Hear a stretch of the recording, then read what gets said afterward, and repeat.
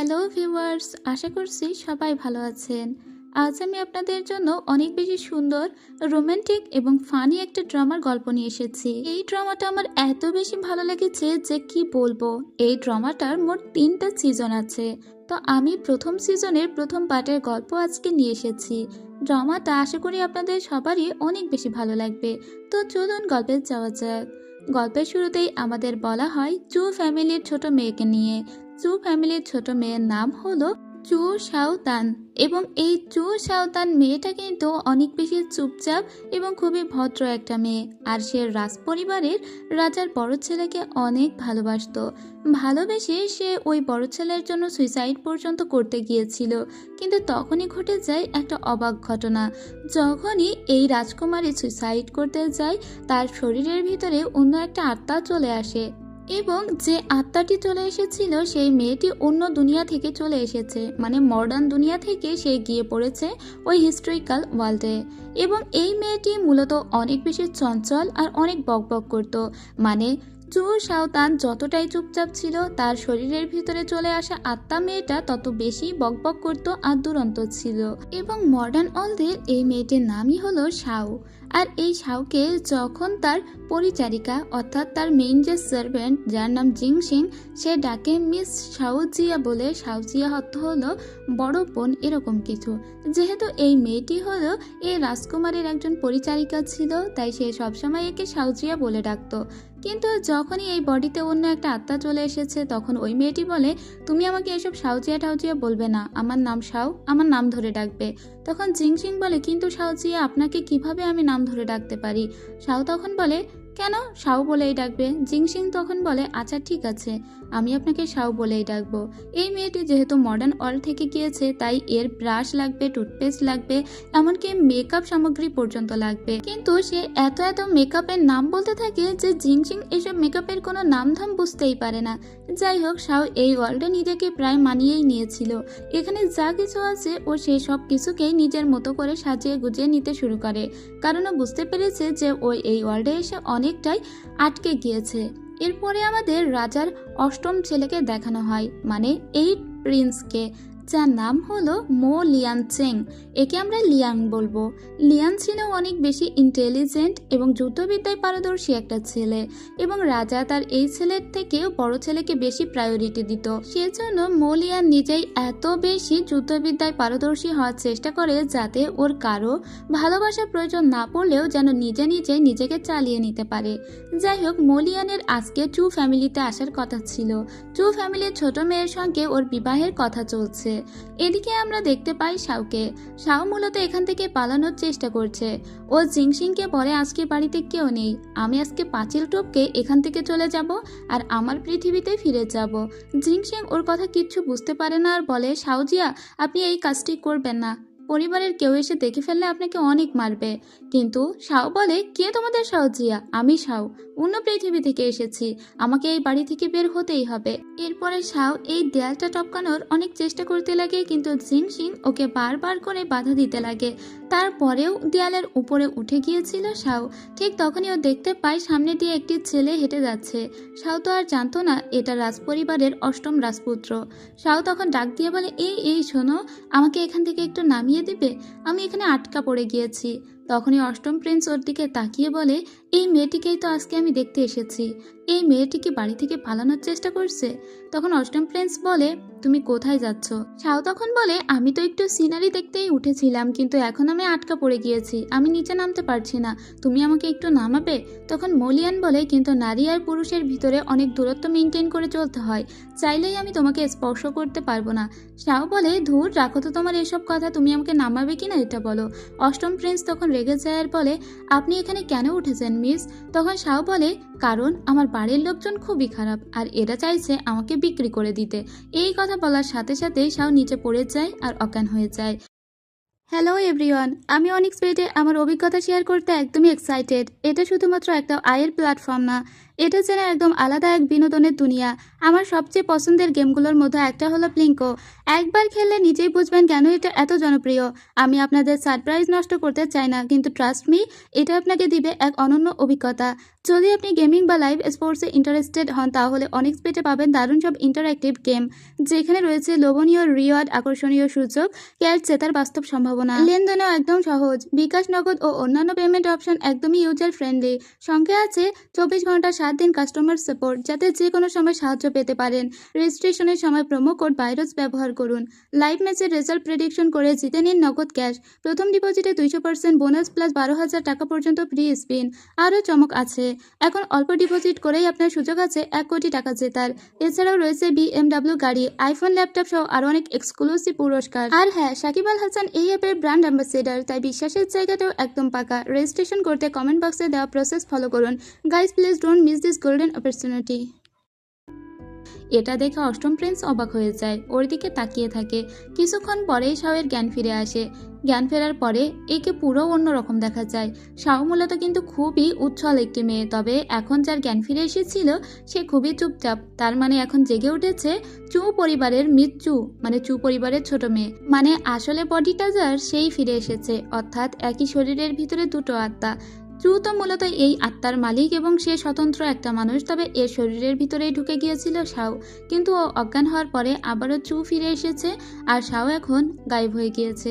জ্ঞান ফেরা মাত্র চু খুব অবাক হয়ে যায় আর বলে, আমি প্রিন্সের সামনে কিভাবে দাঁড়িয়ে আছি।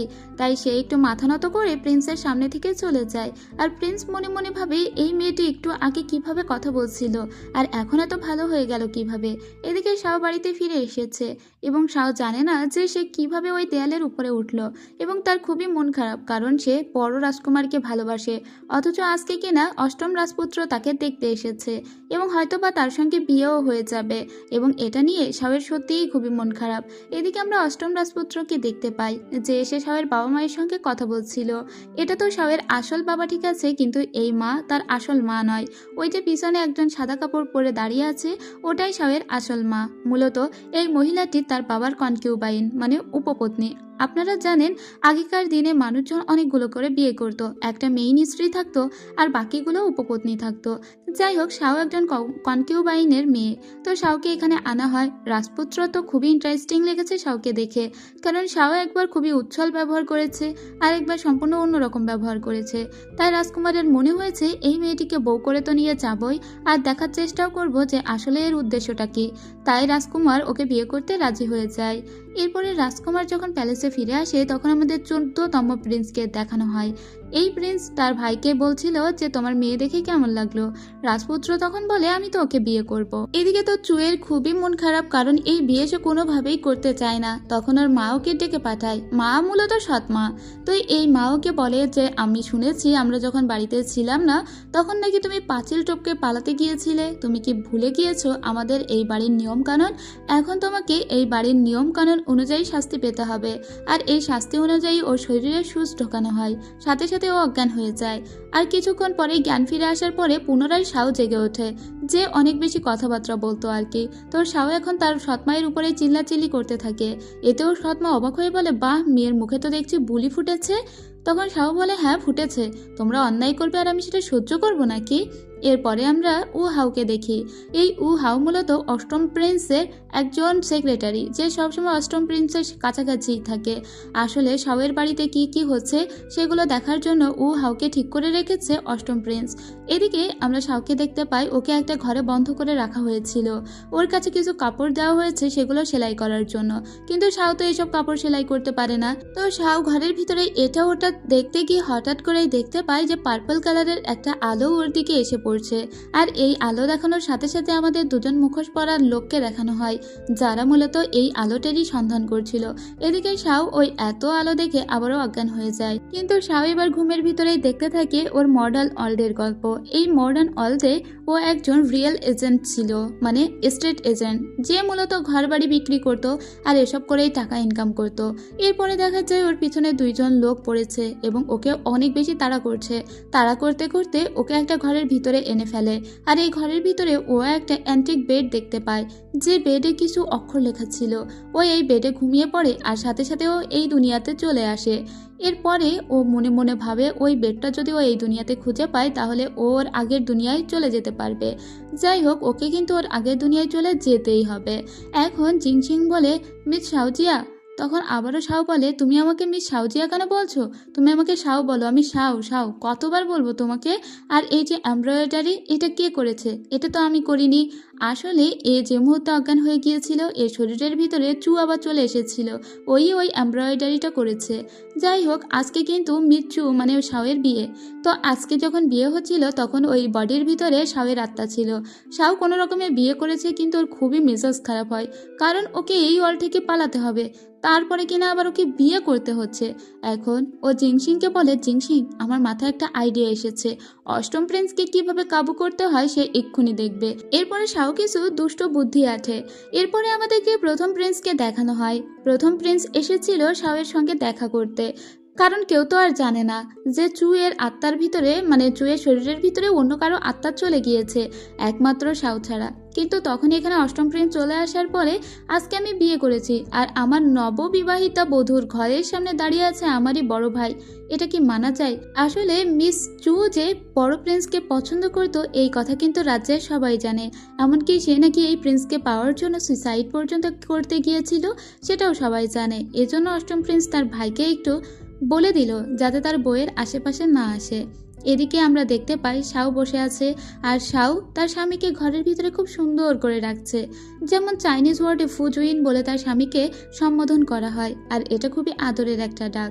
ও এভাবেই তার স্বামীকে ডাকছিল, কারণ ওর স্বামীর জন্য ফাঁদ পেতেছে। তোর স্বামী না আসলে তো আর সেই ফাঁদে পা দিবে না, তাই না? তোর ডেকে ডেকে ফাঁদে পা দেওয়ানোর চেষ্টা করছিল। এরপরে এখানে আসে অষ্টম প্রিন্স, আর জিংসিংকে বলে এখান থেকে চলে যেতে, কিন্তু সাথে সাথেই অষ্টম প্রিন্সের চোখ পড়ে যে এখানে কোনো একটা ট্রাপের ব্যবস্থা করেছে তারই বউ।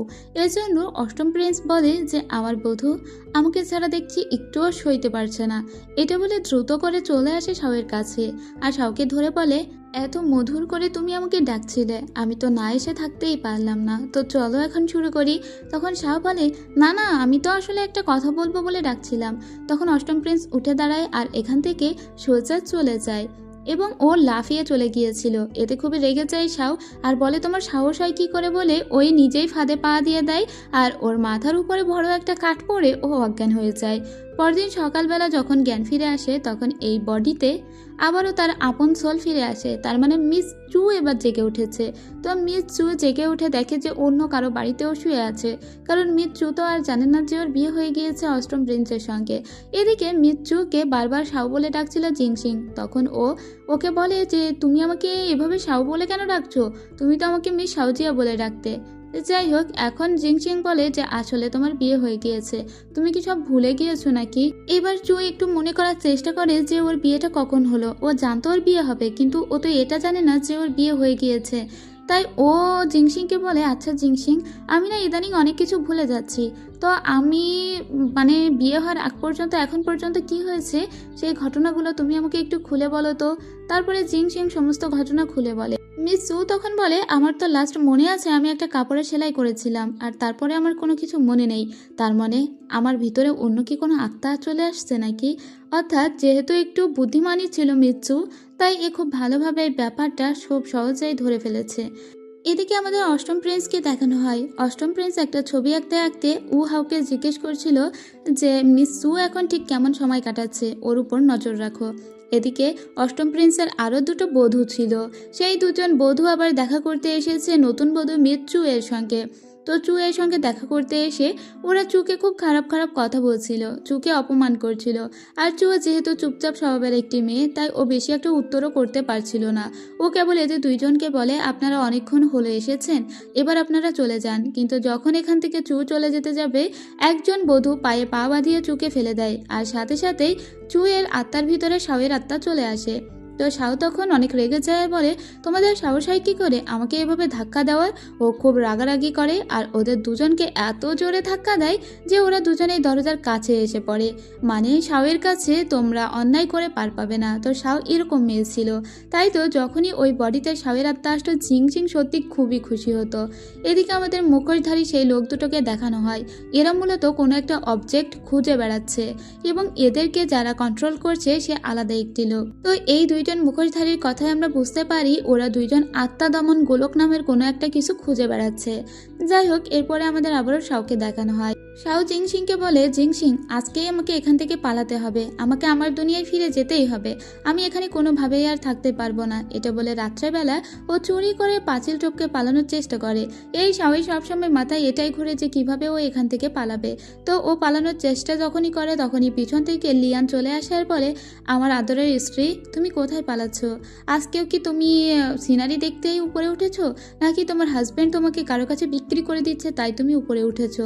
এটা বলে লিয়ান একটু হেসে নেয় আর তারপরে এখান থেকে চলে যায়। আর শাও কিছুক্ষণ বকবক করে আর বলে, আমি সিনারি দেখতেই উঠেছিলাম। এটা বলে আবার নিচে নেমে আসে।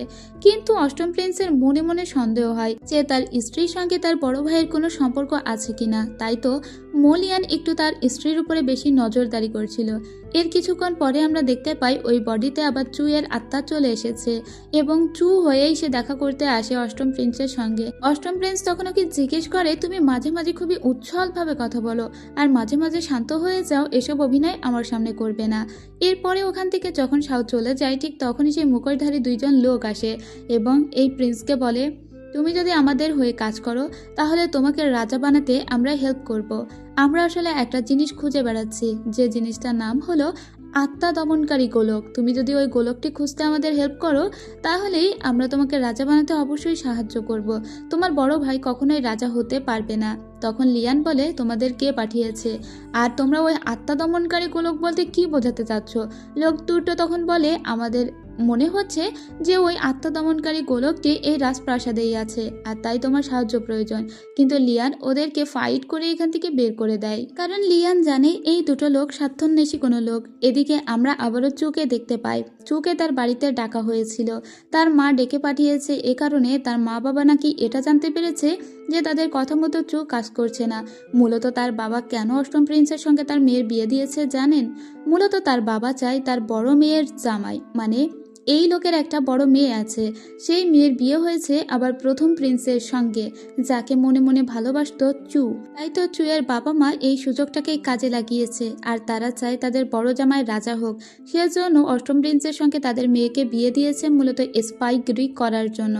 এখন যাতে চু সমস্ত অষ্টম প্রিন্স কোথায় কি করছে এসব খবর এনে তার বাবা মাকে দেয়, সেজন্যই মূলত বিয়ে দেওয়া হয়েছে। কিন্তু ওর বাবা মা তো এটা জানে না যে চুয়ের শরীরে সবসময় চু থাকে না, বরং চুয়ের শরীরে মাঝে মাঝে শাওয়ের আত্মা চলে আসে। এজন্যই তো ওর সৎ মা ওর উপরে অনেক আঘাত করে আর ওকে মেরে অজ্ঞান করে দেয়। আর এই ঘটনা ও হাও গিয়ে জানায় প্রিন্সকে। প্রিন্স তখন বলে, ঠিক আছে আমি এক্ষুনি চু ফ্যামিলিতে যাচ্ছি। যখনই ওকে মেরে অজ্ঞান করে দেওয়া হয় তারপরে ওই শরীরে আবারও শাওয়ের আত্মা ফিরে আসে। আর শাওয়ের আত্মা তো কখনো মারধর খেয়ে বসে থাকা লোক নয়। এবার শাওয়ের আত্মা খুবই রেগে যায় এবং শাও বলে ওঠে, তোমরা আমাকে অকারণে কেন মারছো? তোমাদের কথা আমি শুনবই না, তোমরা খুবই অনৈতিক লোক, তোমরা আমার বাবা মা হতেই পারো না। ঠিক তখনই এখানে প্রিন্স চলে আসে আর বলে, আমার স্ত্রীকে এভাবে হেনস্থা করার অধিকার আপনাদের কে দিয়েছে আর কেনই বা তাকে এইভাবে মারা হচ্ছে? তখন তার সৎ শাশুড়ি বলে, তাকে মারছি কারণ সে তোমাকে খুব একটা ভালোবাসে না আর তোমার সঙ্গে বেশি করে মানিয়ে নিতে পারছে না, সেজন্য তাকে একটু শিক্ষা দিচ্ছিলাম। অষ্টম প্রিন্স তখন বলে, কে বলেছে আমার স্ত্রী আমার সঙ্গে মানিয়ে নিতে পারছে না? ওর সঙ্গে তো আমার খুবই সুন্দর বৈবাহিক জীবন কাটছে, তাই না? এটা বলে ও কোলের ভিতরে টেনে নেয় শাওকে আর বলে, তুমিই বলে দাও তোমার বাবা মাকে যে আমাদের ভিতরে ওরা যেন কখনো কথাই না বলে। এটা বলে সোজা শাওকে নিয়ে চলে আসে। এদিকে শাওয়ের মাথায় পানি ঢেলে দেওয়া হয়েছিল তাই ওর খুবই ঠান্ডা লাগতে থাকে। অষ্টম প্রিন্স তখন বলে, তোমার বাবা মা এরকম কেন ব্যবহার করে তোমার সঙ্গে? তোমাকে কি অন্য কোনো উদ্দেশ্যে আমার সঙ্গে বিয়ে দেওয়া হয়েছে? কিন্তু এসব কথা তো শাও জানে না। এরপরে শাওকে একটা জায়গায় নিয়ে আসে মলিয়ান। লিয়ান নিয়ে এসেছিল মূলত তার দাদির কাছে আর তার দাদি হলো রাজমাতা। তার দাদা মারা গিয়েছে কিন্তু দাদি এখনো বেঁচে আছে আর দাদি কিন্তু অষ্টম প্রিন্সকে অনেক পছন্দ করত। তবে অষ্টম প্রিন্স যে এই মেয়েকে বিয়ে করেছে এটা তার দাদি একদমই সহ্য করতে পারে না। তার দাদির ইচ্ছা ছিল তার ভাইজির সঙ্গে বিয়ে দিবে অষ্টম প্রিন্সকে। কিন্তু অষ্টম প্রিন্স যে চু ফ্যামিলির মেয়েকে বিয়ে করেছে এতে তার দাদির খুবই রাগ হয়। এবার তার দাদির ভাইজিকে দেখানো হয়। এই মেয়েটির নাম হলো ইয়ান। ইয়ান মূলত অষ্টম প্রিন্সকে অনেক ভালোবাসে আর ইয়ান বিয়ে করতে চেয়েছিল লিয়ানকে। তবে লিয়ান খুব একটা পছন্দ করে না এই মেয়েটিকে, যদিও ওরা একসঙ্গে বড় হয়েছে ঠিক, কিন্তু পছন্দই করে না। এদিকে এইসব ঘটনা যখন জানতে পারে শাও, তখন শাওয়ের খুব মনে মনে ইচ্ছা করে ও দুটোকে বিয়ে দিয়ে ও এখান থেকে ভেগে যাবে। কিন্তু শাওয়ের এই ইচ্ছা কি আর পূরণ হয়? অষ্টম প্রিন্স তখন শাওকে বলে, তুমি যাচ্ছটা কোথায়? তখন শাও ওকে বলে যে যেহেতু তোমার ছোটবেলার খেলার সাথীর সঙ্গে তোমার এতদিন পরে দেখা হয়েছে, তো তোমরা দুজন একটু কথা বলো, আমি বরং চলে যাই। কিন্তু তখন এই লিয়ান ওকে কাছে টেনে নেয় আর বলে, তুমি আমার স্ত্রী, তুমি আমার সাথে এসেছো, তো এখন তুমি এভাবে আমাকে ফেলে তো যেতে পারো না। এটা বলে ইয়ানের সামনে ওকে কিস করে। ওরা সবাই খুবই লজ্জা পেয়ে যায়। আর এটাই ছিল ওদের ফার্স্ট কিস। আর এই কিসে তো শাও অনেক বেশি অবাক হয়ে যায় আর বলে, এই ছেলে এত বিয়াদব কেন? মানে ও নিজের স্বামীকে অনেক গালিগালাজ কিন্তু করতো, আর সেটা সবার সামনেই করতো। ইয়ান তখন লিয়ানকে বলে যে তুমি এরকমটা করতে পারো না ভাইয়া আমার সামনে। তখন লিয়ান বলে, কেন পারি না? ও তো আমার বিবাহিত স্ত্রী, আমার যা ইচ্ছে আমি তাই করতে পারি। ইয়ান তখন বলে, তুমি চলে যাচ্ছ, থাকবে না? লিয়ান বলে যে না। ইয়ান বলে, তাহলে কি আমি তোমার প্যালেসে আসতে পারি? তখন শাও বলে আসে, অবশ্যই, তোমার যখন মনে হবে তুমি তখনই আসবে। এরপরে শাও যখন বাড়িতে আসে, জিংসিং ওর চিকিৎসা দিতে লাগে, কারণ ওর শরীরে অনেকগুলো সুই ফোটানোর দাগ আছে আর এইসব যন্ত্রণা ওকে অনেক কষ্ট দিচ্ছে। ওর তো খুবই রাগ হচ্ছে এবং ও মনে মনে বলে, আমি আর কখনোই আমার বাপের বাড়িতে ফিরেই যাব না। ঠিক তখনই পিছন থেকে ওর হাজব্যান্ড আসে একটা সুন্দর ঔষধ নিয়ে, যেটা মডার্ন ওয়ার্ল্ডেও পাওয়া যেত আর এটা খুব দ্রুত কাজ করে। কিন্তু এই ঘটনা শাও জানে না যে পিছনে ওর হাজব্যান্ড বসে আছে। ও ভেবেছিল জিংসিং বসে আছে, কিন্তু হঠাৎ করেই যখন দেখে যে পিছনে ওর হাজব্যান্ড, তখনও অবাক হয়ে যায়। লিয়ানকে দেখে বলে, বেয়াদব ছেলে, তুমি আমাকে না জানিয়ে এখানে এসেছো? এরপরে লিয়ান বলে, বেয়াদব, তুমি আমাকে আর কতবার এই কথা বলবে? আর কেউ হাজব্যান্ডকে এভাবে বলে নাকি? ঠিক আছে, আমি যখন বেয়াদব তখন তো একটু বেয়াদবি করতেই পারি, তাই না? শাও তখন বলে, আমার ভুল হয়ে গিয়েছে, আপনি অনেক ভালো একজন লোক এবং আপনি আমার স্বামী এবং আপনার যা খুশি তাই করতে পারেন। লিয়ান তখন ওকে বলে, তোমার বাড়ির লোক কি সবসময় তোমার সঙ্গে এরকম খারাপ ব্যবহার করে নাকি? আগেও কি করেছে? তখন শাও বলে, হ্যাঁ, তারা আগেও করেছে এবং আমি তার প্রমাণও দিতে পারবো। এটা বলে ওর পিঠে যত কাটা দাগ আছে তার সমস্তই দেখিয়ে দেয় লিয়ানকে। আর লিয়ানের অনেক কাছাকাছি চলে আসে আর এরপরে লজ্জা পেয়ে দুজনেই সরে যায়, কারণ তখনই জিংসিং ভিতরে ঢুকে যায়। তো লিয়ান ওই ঔষধটা জিংসিং এর কাছে দিয়ে বলে, এটা তোমার শাওজিয়াকে একটু ম্যাসাজ করে দিও, তাহলে ওর দ্রুতই হয়তো ক্ষতগুলো সেরে যাবে। আর আমি পছন্দ করি না তার শরীরে কোনো দাগ থাকুক। পরের দিন সকালবেলা ঘুম ভাঙার পরেই আমরা দেখতে পাই যে চুয়ের বডিতে আবারও চুয়ের আত্মা ফিরে এসেছে।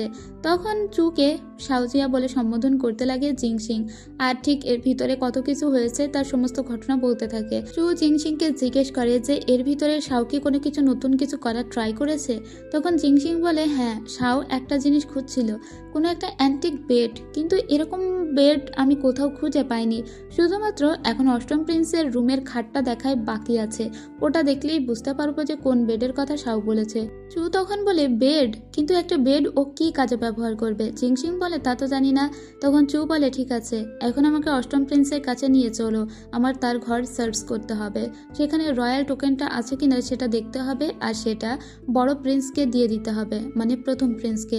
এরপরে ও কিছু চা এবং স্যুপ নিয়ে চলে আসে অষ্টম প্রিন্সের রুমে, কিন্তু ইচ্ছে করেই ও চাটা মূলত ফেলে দিতে চাইছিল মোলিয়ানের গায়ে বা তার কাপড় চোপড়ে, যাতে মোলিয়ান এটা চেঞ্জ করতে তার রুমে যেতে চায় আর তার সাথে সাথে চুও তার রুমে যেতে পারে এবং ওই টোকেনটার খোঁজ করতে পারে। কিন্তু লিয়ান বুঝতে পারে এই মেয়ের আলাদাই কোনো একটা উদ্দেশ্যটা অবশ্যই আছে, কারণ মাঝে মাঝে সে এক এক রূপে দেখতে পায় তার স্ত্রীকে। এখন লিয়ানের কাপড়েও সত্যি সত্যি পানি ফেলে দেয় আর বলে, স্বামী, যেহেতু আপনাকে আমি বিয়ে করেছি, তো আপনার কাপড় চেঞ্জ করে দেওয়া আমারই কর্তব্য, তো আমি আপনার রুমে গিয়ে আপনার জন্য একটা ভালো কাপড় নিয়ে এসে দিচ্ছি। কিন্তু লিয়ান বলে, না না, আমার রুমে তোমার যাওয়ার কোনো প্রয়োজন নেই, আমি তো জানি তোমার মোটিভটা কি, বরং আমি গিয়ে নিজেই চেঞ্জ করে নিব। এরপরে আমাদের মুখোশধারী একটা মেয়েকে দেখানো হয় যে একটা কর্নারের দিকে যাচ্ছিল, যার হাতে একটা চিঠি ছিল। এই চিঠিটা সে একটা ইটের খাপের ভিতরে দিয়ে দেয়। ওই চিঠিতে লেখা ছিল যে রয়্যাল টোকেনটা মোলিয়ানের রুমের ভিতরেই আছে। এদিকে জুয়ের বডিতে আবারও শাওয়ের আত্মা চলে এসেছে। মাঝরাতে শাওয়ের অনেক ক্ষুধা লাগে, তখন জিংসিংকে ও খাবার নিয়ে আসতে পাঠায়। তো জিংসিং খাবার নিয়ে আসে আর ও বসে বসে খাবার খেতে লাগে। তখন জিংসিং বলে, লিয়ান কিন্তু এখনো রুমে নেই, তো এখন আপনি ওর রুমে যেতে পারেন, গিয়ে ওর বেডটা চেক করতে পারেন যে লিয়ানের রুমে কোন বেডটা রাখা আছে। এদিকে আমরা সেই মুখোশধারী দুইজন লোককে দেখতে পাই যারা একটা অবজেক্ট খুঁজে বেড়াচ্ছিল। এরা এবার ফার্স্ট প্রিন্সের কাছে এসেছে। যেহেতু ওরা 8 প্রিন্সকে কোনো রকমে কবজা করতে পারেনি, তাই ওরা ফার্স্ট প্রিন্সকে এসে বলে, আপনাকে রাজা হওয়া থেকে কেউ আটকাতে পারবে না, আপনি যদি আমাদের হয়ে কাজ করেন। আর এতেই ওই প্রিন্স রাজি হয়ে যায়। এদিকে আমরা আবার শাওকে দেখতে পাই যে অষ্টম প্রিন্সের রুমে এসেছিল। এখানে এসে সে এত অ্যান্টিক সব জিনিসপত্র দেখতে পাই যা দেখে ওর মাথা পুরো আওলা ঝালা। ও বলে, এত কিছু সুন্দর সুন্দর জিনিস, এই জিনিসগুলো এত বেশি দামি যে এগুলো নিয়ে যদি আমি মডার্ন ওয়ার্ল্ডে ফিরে যাই তাহলে আমি অনেক বড় লোক হয়ে যাব। এরপরে ও ওই বেডটাও দেখতে পায় যে বেডটাই ও মনে মনে খুঁজে বেড়াচ্ছে। শাওয়ের ধারণা ও যদি ওই বেডে গিয়ে একবার শুয়ে পড়ে তাহলে ও মডার্ন ওয়ার্ল্ডে ফিরে যাবে।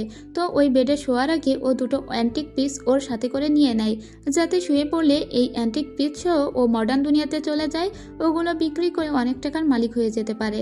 কিন্তু কই কোনো কিছু পরিবর্তন তো হয় না, আবারও শুয়ে পড়ে। ঠিক তখনই 8 প্রিন্স ওর সামনে চলে আসে। ও চিৎকার দিয়ে ওঠে। 8 প্রিন্স বলে, তুমি আমার রুমে কি করছো? শাও তখন বলে, মানে আমি এমনি এসেছিলাম, তোমার সাথেই দেখা করতে এসেছিলাম। মলিয়ান বলে, তুমি আমাকে বোকা পেয়েছো? এই রুমে তুমি কেন এসেছো এটা বলো। জানো আমার অনুমতি ছাড়া এই রুমে তুমি আসলে তোমার মৃত্যুদণ্ড পর্যন্ত হতে পারে। নিয়ে আসবো নাকি ছুরিটা? তখন খুবই ভয় পেয়ে যায় শাও আর বলে, আমি তোমার অনুমতি ব্যতি রেখে কখনো এই রুমে আসবো না। একটু তোমার খাটেই তো শুয়েছি, আর তো কিছু করিনি, তাই বলে কি তুমি আমার জীবন নিয়ে নিবে নাকি? কিন্তু মলিয়ান তো মনে মনে ভাবে যে এই মেয়েটি হয়তো রয়্যাল টোকেন চুরি করতে এখানে এসেছে, কারণ তার বড় ভাইয়ের সঙ্গে তার স্ত্রীর যে একটা গোপন প্রেম ছিল এই কথা কিন্তু সে খুব ভালো করেই জানতো। ঠিক এই সময় আমরা একজন আততায়ীকে দেখতে পাই, আর ওই আততায়ীটা এক্ষুনি শাওকে অ্যাটাক করে। সাথে সাথে এখানে ও হাও চলে আসে। ওই আততায়ী বলে, মলিয়ান তোমার কাছেই রয়্যাল টোকেন আছে আমি জানি, ওই রয়্যাল টোকেনটা আমাকে দিয়ে দাও, তাহলে তোমার স্ত্রীকে ছেড়ে দিব। মলিয়ান তখন বলে, তোমরা যদি আমার স্ত্রীকে মেরে ফেলতে চাও তো মেরে ফেলতে পারো, ওর জীবনে আমার কিছু যায় আসে না।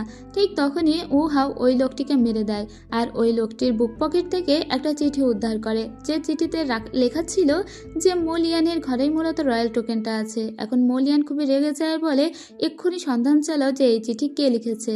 এদিকে নিজের রুমে ফিরে এসেছিল শাওয়ের খুব রাগ হচ্ছিল, পরে ও নেচে নেচে নিজের রাগ ভাঙায়। এদিকে আমরা আবার লিয়ানকে দেখতে পাই। লিয়ান বারবার মনে মনে কল্পনা করছিল যে তার স্ত্রীর এরকম 2 রকম পার্সোনালিটি কিভাবে হতে পারে।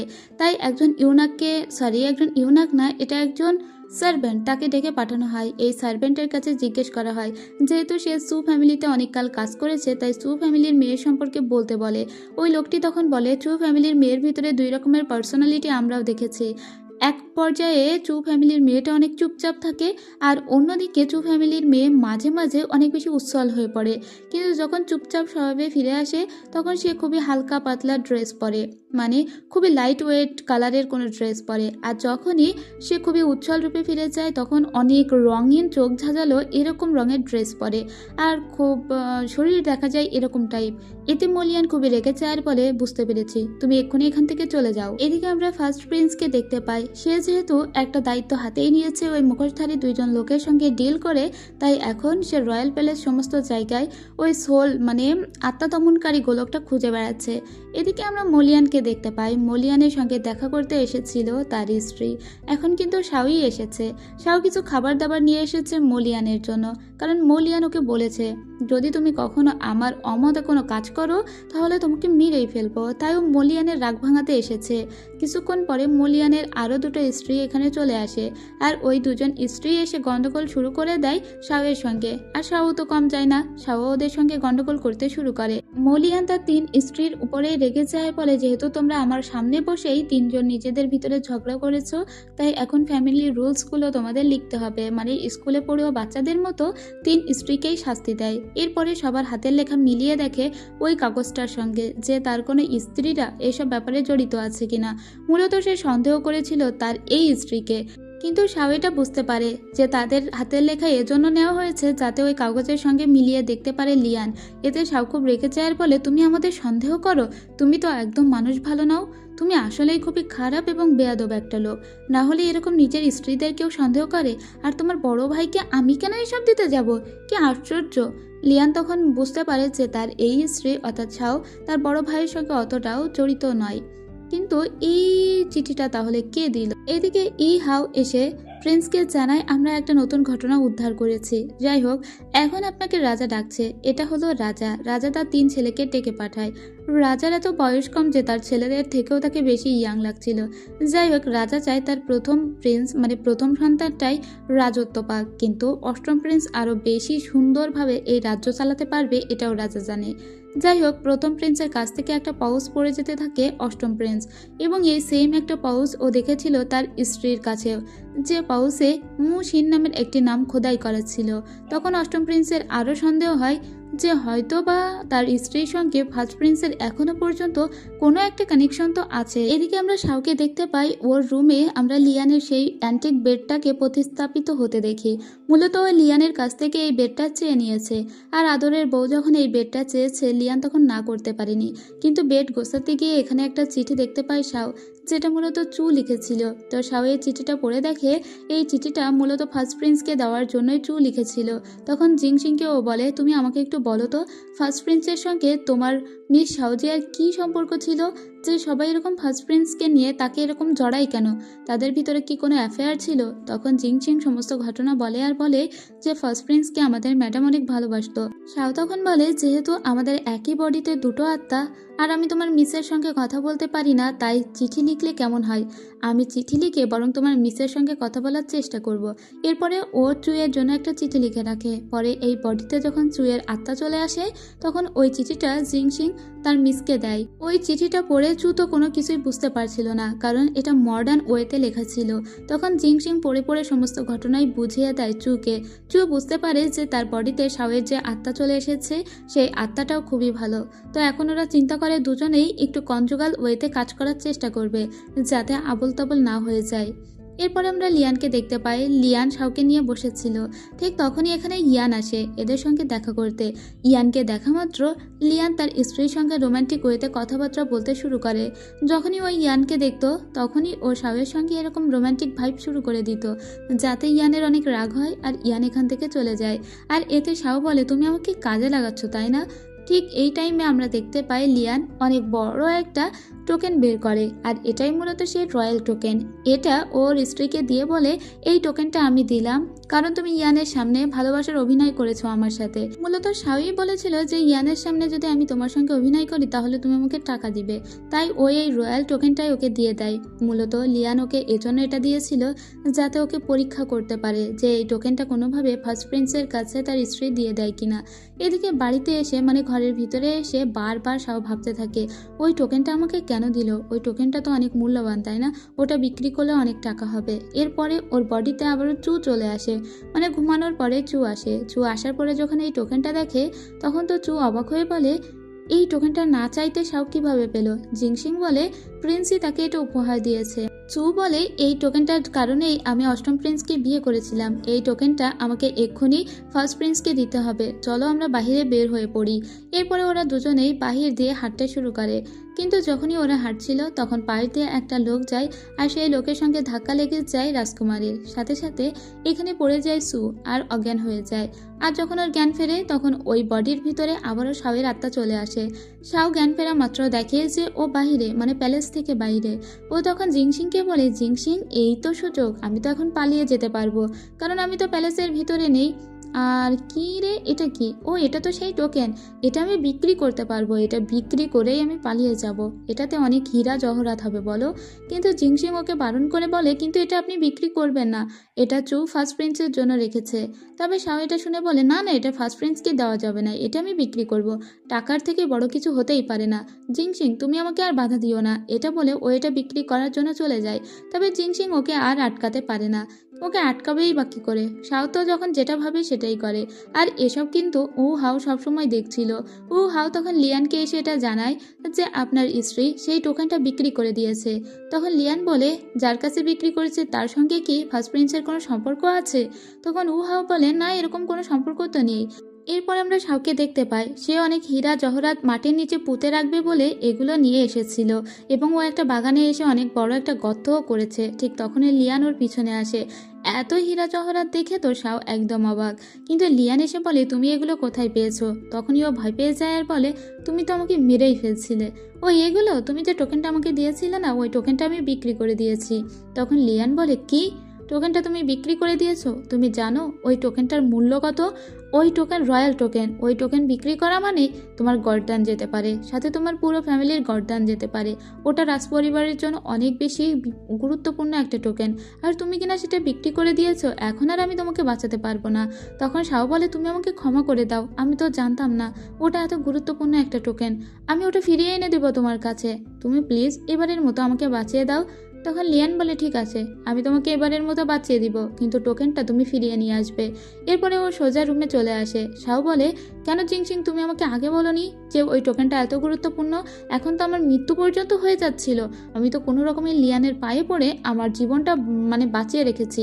বলো তো চু শুনলে কি বলতো? ওর আত্মার যদি ওর বডির যদি এভাবে মৃত্যু হয়ে যেত, আমি ওকে কি জবাব দিতাম? আর আমি আমার পৃথিবীতেই বা কিভাবে ফিরে যেতাম? এখন যেভাবেই হোক ওই টোকেনটা আমাদের ফিরে আনতেই হবে। এবং ও অনেক রাগারাগি করতে থাকে। জিংসিং তখন কেঁদে কেঁদে বলে তোমরা একজন এক কথা বলো, আরেকজন আরেক কথা বলো, মাঝখান থেকে সমস্ত দোষ আমার উপরেই এসে পড়ে। কেন বলো তো? তোমরা দুজন দুজনের সঙ্গে একটু বোঝাপড়া করে ভালো করে চললেই তো হয়। এরপরে আবারও ওই বডির ভিতরে চুয়ের বডি চুয়ের আত্মা চলে আসে। এরপরে আমরা দেখি যখনই চুয়ের আত্মা এসেছিল তখন বাহিরে থেকে একটা লোক এসে জানায় মিচ্ছু আপনাকে অষ্টম প্রিন্স ডেকে পাঠিয়েছে। তাই চু সোজা অষ্টম প্রিন্সের সঙ্গে দেখা করতে চলে আসে, কিন্তু অষ্টম প্রিন্স একে দেখে যে একদম চুপচাপ সাধারণ হয়ে আছে এবং মনটন মরা অবস্থায় হয়ে আছে। আসলে এদের সবারই আজকে একটা বার্থডে পার্টিতে আসার কথা ছিল, যেখানে ফার্স্ট প্রিন্সও এসেছে আর তার ওয়াইফও এসেছে, আর এখানে মলিয়ানও চলে এসেছে, তার বড় ভাইও চলে এসেছে, আর সবাই একত্রিত হয়েছে। আর আজকেই প্রথম আমরা বড় ভাইয়ের স্ত্রীকে দেখতে পাই।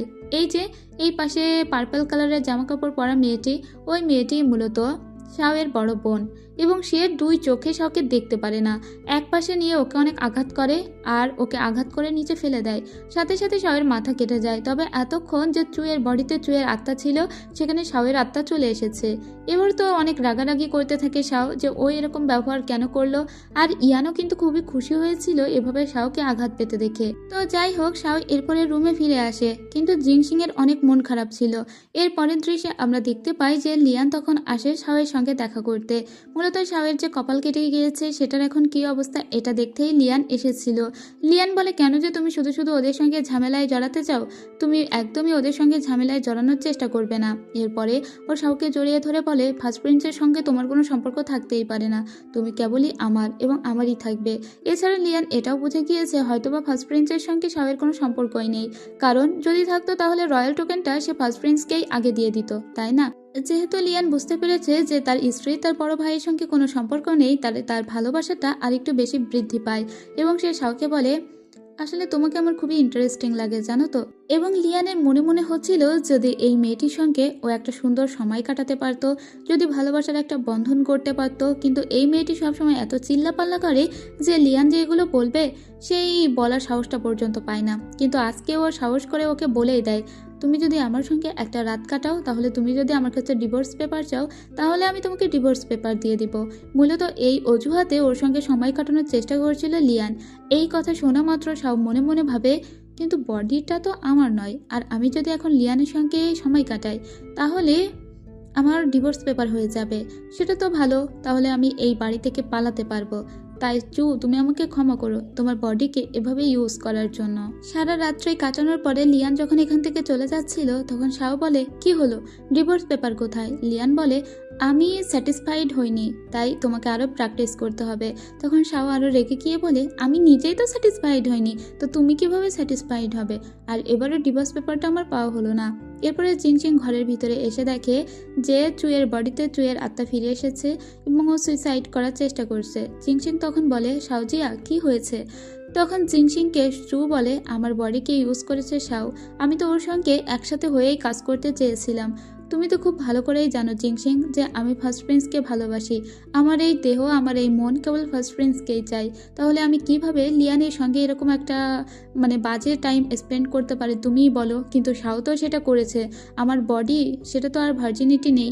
তাহলে এখন আমি মরবো না তো কি করব?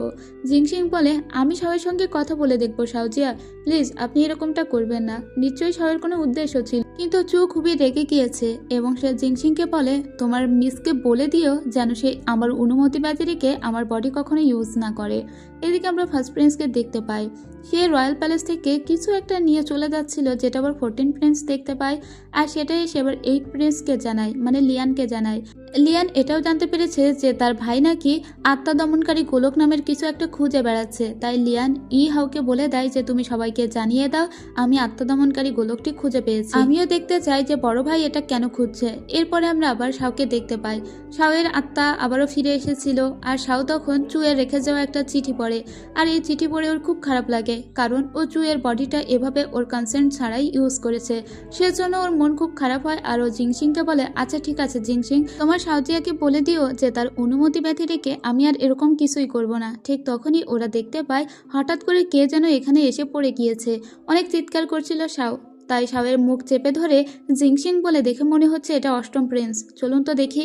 আসলে সত্যিই তাই, এটা অষ্টম প্রিন্স। এবং অষ্টম প্রিন্সকে কেউ একটা আঘাত করার চেষ্টা করেছে। ওই যে যখনই ও বলেছে তার কাছে আত্মদমনকারী সোল আছে, তখনই অষ্টম প্রিন্সের উপর চারিদিক থেকে আঘাত আসতে শুরু করছে।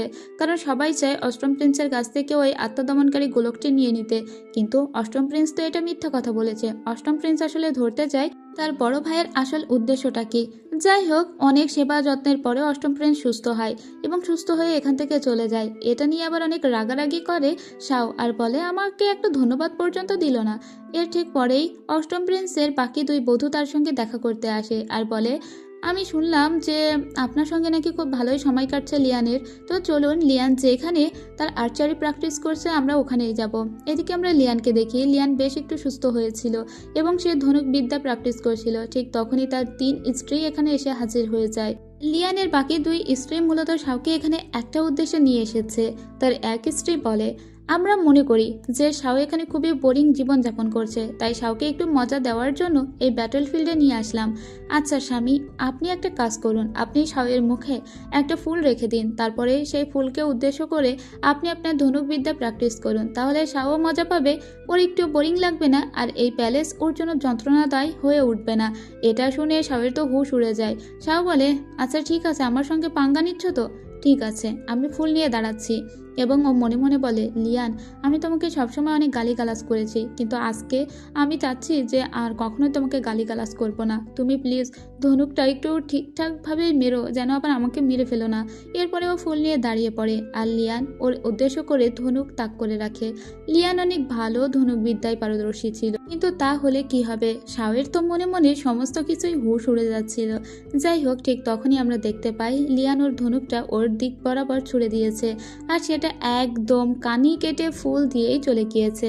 অর্থাৎ শাওয়ের কোনো বিপদ হয়নি এবং শাও ভালোভাবেই বেঁচে আছে। শাও তো অনেক খুশি হয়েছে যে তার কিচ্ছু হয়নি। এরপরে শাও ফিরে আসে আর বলে, আমি যেহেতু ফুলটা নিয়েছি, এখন আমার বড় 2 সতীন তারাও এই ফুলটা নিবে এবং তারাও ওখানে দাঁড়াবে, কারণ তাদের জীবনও তো বোরিং হয়ে উঠেছে, তাই না? তারাও এখানে দাঁড়াবে আর এবার ধনুকটা আমি ছুড়ব। এরপরে লিয়ান বলে, ঠিক আছে, তাহলে তুমি এই ধনুকটা ছোড়ো। কিন্তু এই ধনুকবিদ্যায় তো একদমই ভালো ছিল না শাও, আর এখনই তার সতীন অনেক ভয় পেতে থাকে। শাও যদি একা বেঁকাভাবে ধনুকটা ছুড়ে দেয়, তাহলে তার জীবন এখনই ফুস হয়ে উড়ে যাবে। যাই হোক, শাও এবং লিয়ান দুজনে মিলে ওই ধনুকটা চালায় এবং ওই ধনুকটা ছুড়ে দেয় তাদের বড় সতীনের দিকে, আর ওই ধনুকটা সোজা তার মাথা বরাবর চলে যায়।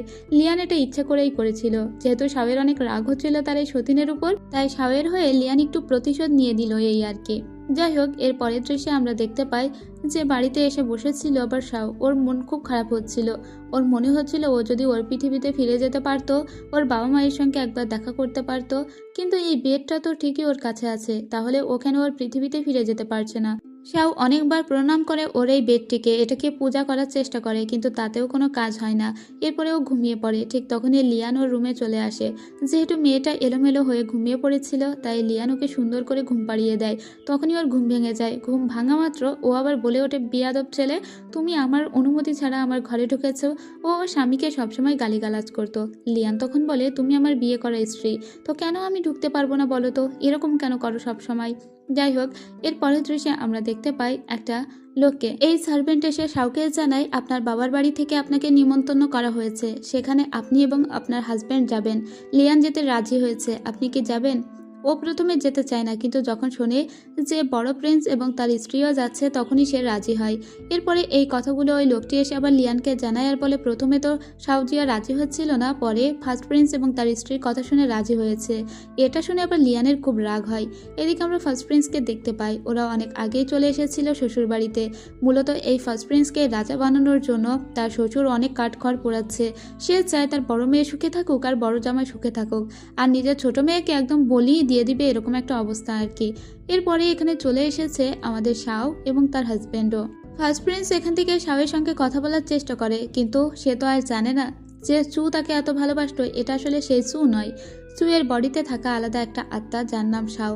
এখানে এরা দুজন অনেক ভালোবাসার দৃশ্য দেখাতে থাকে, যেটা দেখে ফার্স্ট প্রিন্সের আবার অনেক জ্বালা করছিল। যাই হোক, ফার্স্ট প্রিন্স একটু সুযোগ পেয়ে একটা রুমের ভেতরে ঢোকার চেষ্টা করে, যেটা অষ্টম প্রিন্স অনেক দূর থেকে দেখে ফেলে। অষ্টম প্রিন্স মূলত জানার চেষ্টা করছিল তার ভাই আসলে করছেটা কি। এখানে একটা গোপন কক্ষের ভিতরে চলে এসেছে ফার্স্ট প্রিন্স। এখানে এসে সে একটা কিছুতে চাপ দিতেই একটা বড় চেম্বার ওপেন হয়ে যায়, যার ভিতরে ওই পার্পল রঙের আলোটা জ্বলে ওঠে। কিন্তু এই আলো জ্বালার সাথে সাথে ফার্স্ট প্রিন্স অজ্ঞান হয়ে যায়। জ্ঞান ফেরার পরে সে রুম থেকে বাইরে বের হয়ে আসে। লিয়ানের মনে মনে হয়, ওই রুমের ভিতরে কি ছিল আমাকে জানতেই হবে। এদিকে আমরা শাওকে দেখতে পাই, শাওয়ের উপরে রাগ করে শাওয়ের মা মানে সৎ মা তারই আপন মায়ের উপরে অনেক বেশি অত্যাচার করছিল, এমনকি শাওয়ের বড় সৎ বোনও। যাই হোক, শাও তখন এখানে চলে আসে আর বলে, তোমাদের এত সাহস কি করে হয় আমার মায়ের উপরে এরকম অত্যাচার করো? আমার মা উপপত্নী বলে কি তার কোনো সম্মান নেই? তখন ওর সৎ মা এবং সৎ বোন দুজনে মিলে এদের উপরে অত্যাচার করতে শুরু করে, কিন্তু বড় রাজপুত্র চলে আসায় ওরা আর এটা কন্টিনিউ করতে পারে না। কিছুক্ষণ পরে লিয়ান এখানে চলে আসে, আর লিয়ান তার স্ত্রীকে ডেকে বলে, আমার স্ত্রী একটু অসুস্থ, আমি ওকে এখান থেকে নিয়ে যাচ্ছি। এরপরে এখান থেকে নিয়ে যায়, কিন্তু বড় প্রিন্স তার স্ত্রীকে বলে দেয়, আমি তোমাকে আগেই বলেছি যে চুইয়ের সঙ্গে কোনো খারাপ করার চেষ্টা করবে না, তাহলে আমার থেকে খারাপ কেউ হবে না।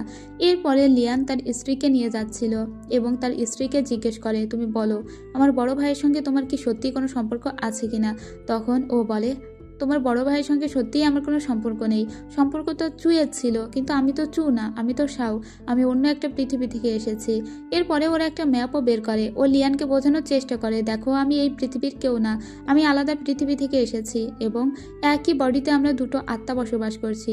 তুমি কি বুঝতে পারছো আমার কথা? লিয়ান তখন ওর কাছাকাছি এসে বলে, আমার তোমার কোনো কথার বোঝার দরকার নেই, তুমি আমার পাশে থাকলেই হবে, আর আমি চাই না তুমি আমাকে ছেড়ে কোথাও হারিয়ে যাও। এটা বলে ওকে কিস করতে থাকে। এরপরে আবার আমরা ফার্স্ট প্রিন্সকে দেখতে পাই, ফার্স্ট প্রিন্সের সঙ্গে সেই দুজন লোক দেখা করতে এসেছিল। ফার্স্ট প্রিন্স ওদের দুজনকে জানিয়ে দেয় যে চু ফ্যামিলিতে আছে সেই আত্মা দমনকারী গোলকটি। এরপরে আমরা আবার জিংসিংকে দেখতে পাই। জিংসিং তো শাওয়ের উপরে খুবই রেগেছিল, কারণ ওরা দুজনে আবার ইন্টিমেট হয়েছে। এদিকে আমরা দেখি চুয়ের বডিতে চুয়ের আত্মা ফিরে এসেছে। এরপরে আমরা এই দুইজন কালো মুখোশ পরা লোককেও দেখি, এরা কিন্তু ঠিকই চু ফ্যামিলিতে চলে এসেছে, আত্মা দমনকারী সেই সোলকেও দেখতে পেয়েছে, কিন্তু এটা সাধারণ কোনো মানুষ স্পর্শ করতে পারে না।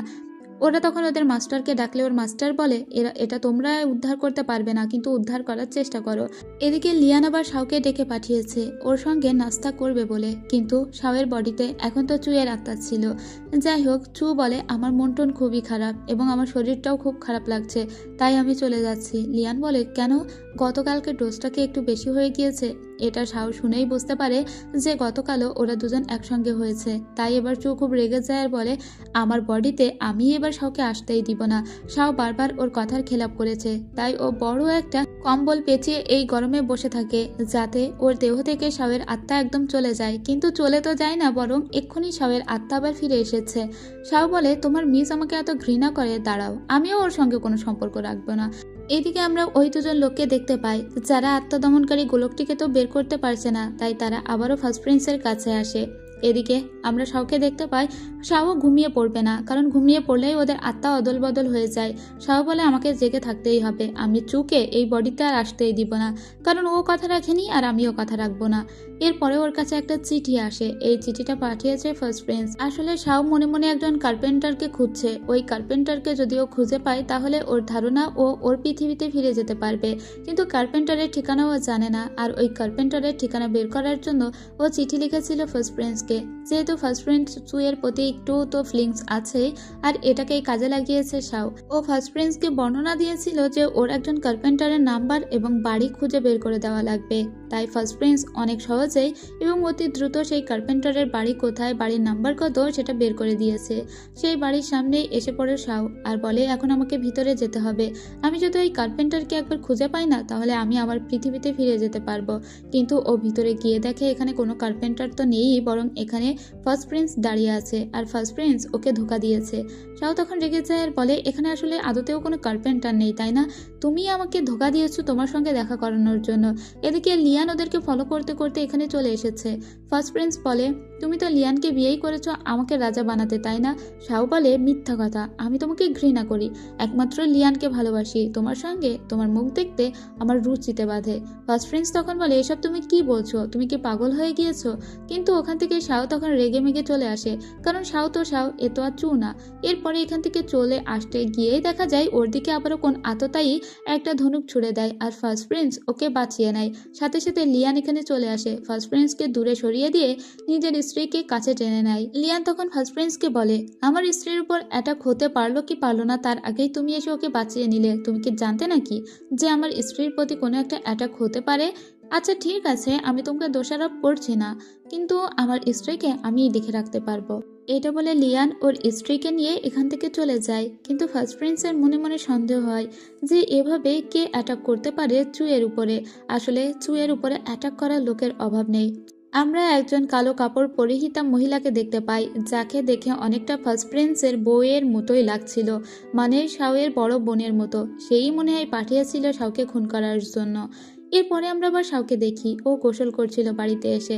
ঠিক তখনই লিয়ান এখানে চলে আসে, জিংসিং এর কাছ থেকে কিছু জিনিসপত্র নিয়ে ও নিজেই বাথরুমের ভিতরে চলে যায় এবং শাওকে পিছন থেকে গোসল করিয়ে দিতে লাগে। শাও বলে জিংসিং তুমি কোথায় ছিলে এতক্ষণ? আচ্ছা ঠিক আছে, আরো বেশি করে পানি ঢালো। ঠিক তখনই লিয়ান কথা বলে ওঠে, আর এতে শাও অবাক হয়ে চিৎকার করে বলে বেয়াদব ছেলে, তুমি আবার এখানে এসেছো?